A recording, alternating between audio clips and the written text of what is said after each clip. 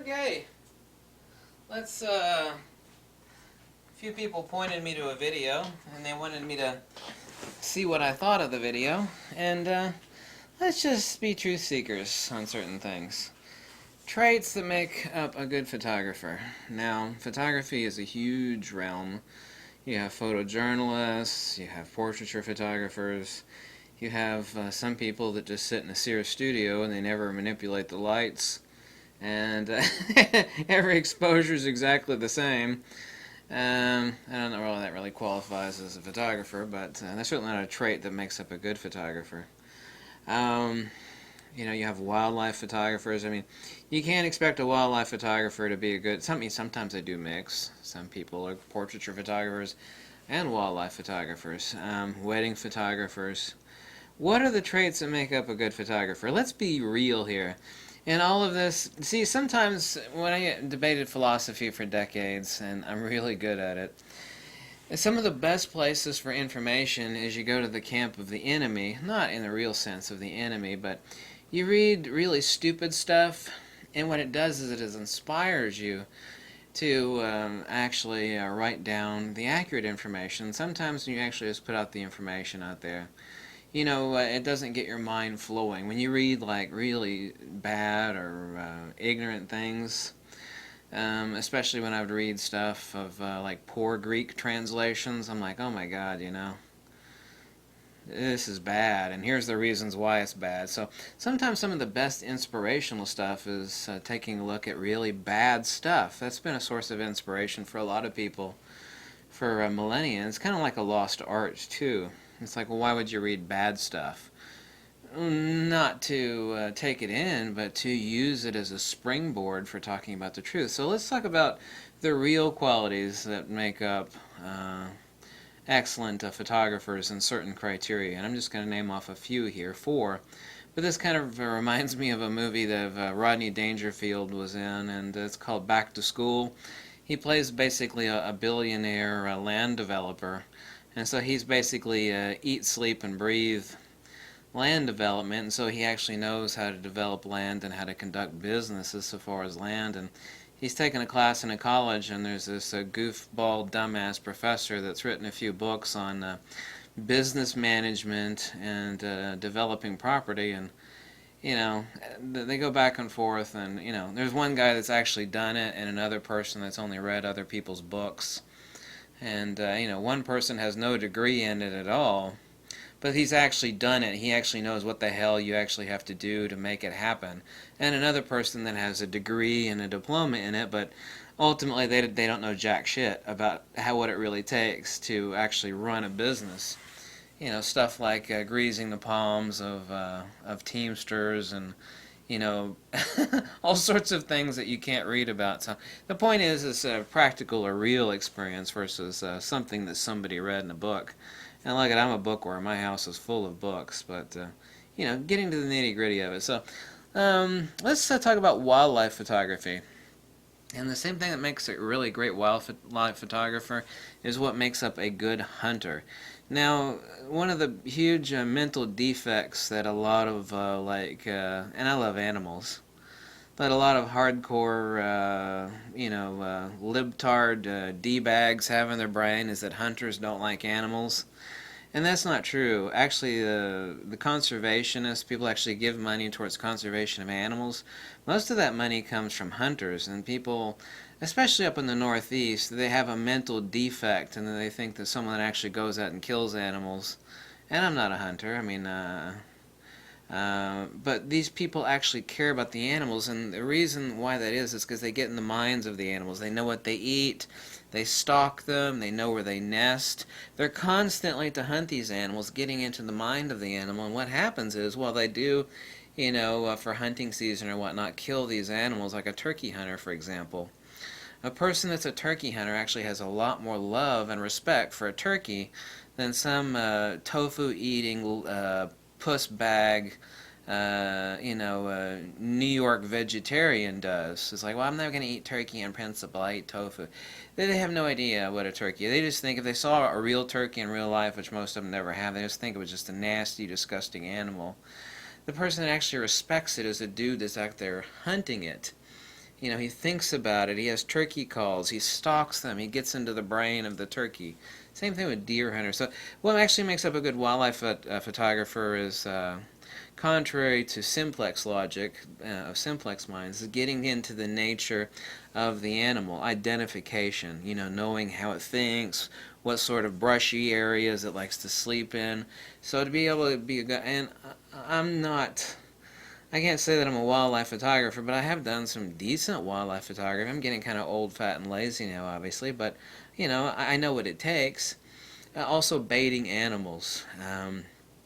Like hunters will do, they'll actually leave out bait, or they'll actually stalk where they nest or their feeding grounds, and so you have to be able to get into the mind of the animal. Secondly, it makes up a great wildlife photographer is gear. All of these photography attributes to make up a wildlife or landscape or photojournalist or portraiture photography obviously involves you understanding light and how to control your camera equipment. Well, for wildlife photography, you could be just like an excellent wildlife photographer, and you'd be right there with the animals. But if you got some little pissy Nikon D500 with a kit zoom lens, I mean, you're basically not going to do crap. So you do have to have some hardcore expensive gear, some big ass telephoto lenses, obviously so. So it is rather gear intensive. So that's one attribute. Landscape photographer. Now see, all these things are completely the things that were not mentioned by somebody else in their video. So I'm going to give you the real, this is the real deal.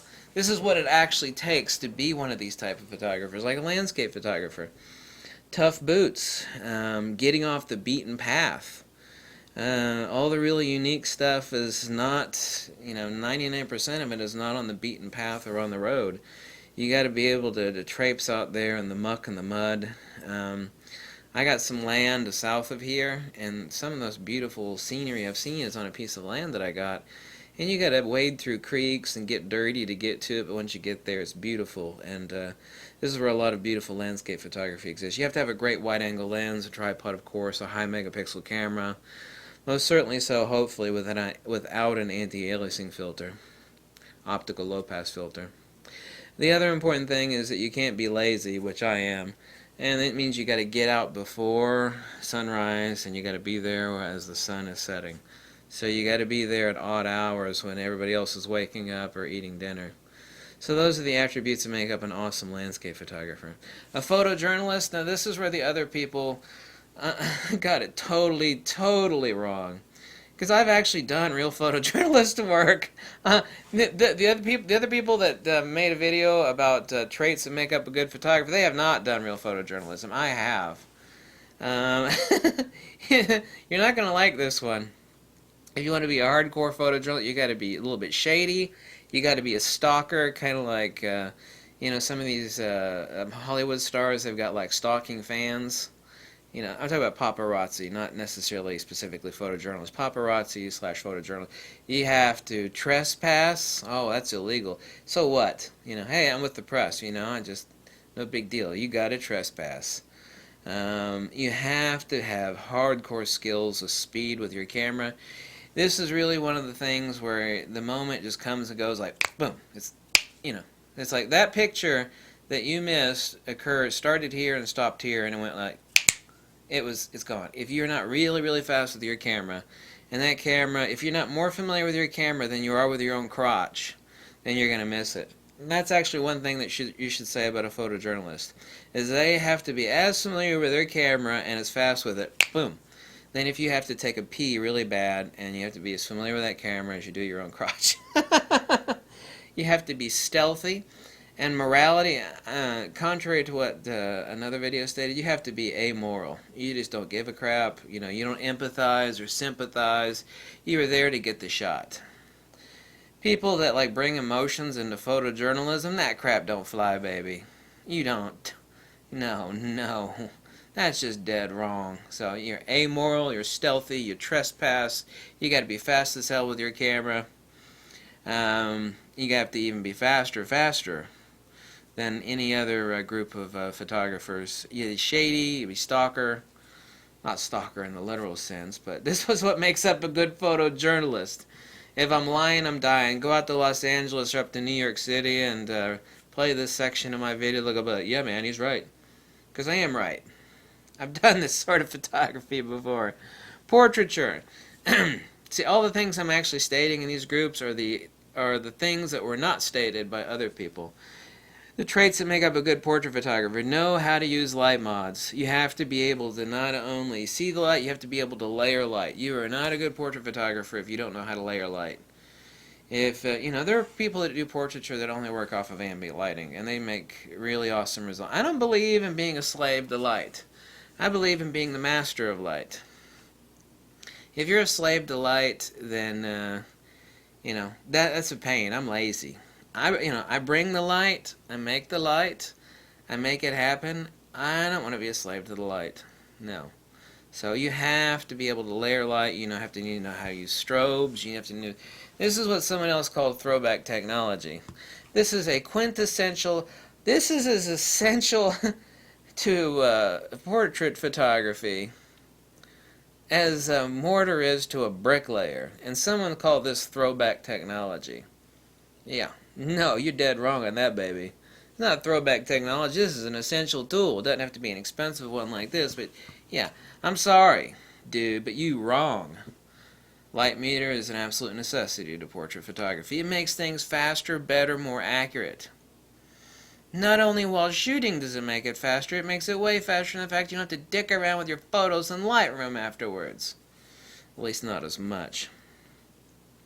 The most important thing, too, in portraiture photography, and they never mentioned this and nobody else does, and I made a video about this months and months ago, is you have to know how to disarm your subject. What the hell does disarm mean? That means you have to be like someone that puts your hands on someone's shoulder, or you make them laugh. You have to be able to disarm somebody like they are your brother or sister. You know how a doctor can tell you, like, get up on the thing there and open your legs and slip on a gloving and stick his hand up your orifice?